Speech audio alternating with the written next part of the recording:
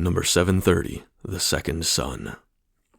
The late-blooming sapling has to crane its neck to see the sun that shines from behind a canopy formed from the leaves of older, towering trees, and even then, it's rarely able to soak up much.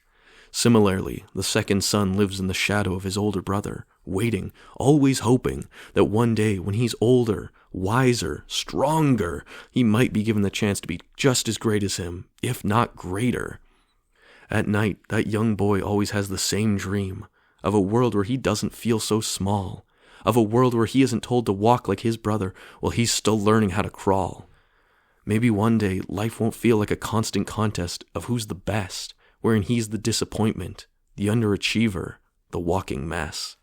He keeps praying that one day, when he awakens, he will no longer be labeled and treated as unwell.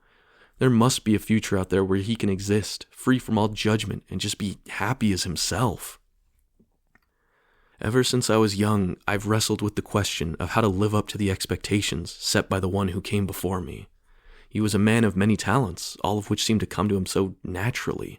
It was as if he could learn everything known to man, as effortlessly as others breathe.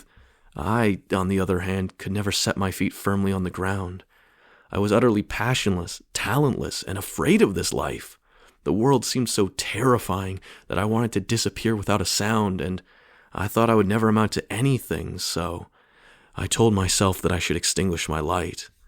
I managed to convince myself with no small effort that I wasn't, nor would ever be, the son my parents wanted, and that I was nothing more than a broken model that was never meant to exist.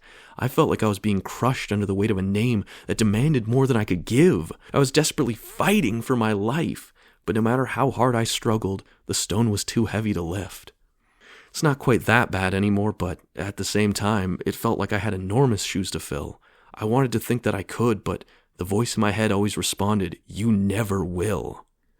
In much the same way, I'm always criticizing my writing, comparing it to my previous year's work, as if I'm trying to decide which is better rather than celebrating their individual quirks. That's not fair, is it?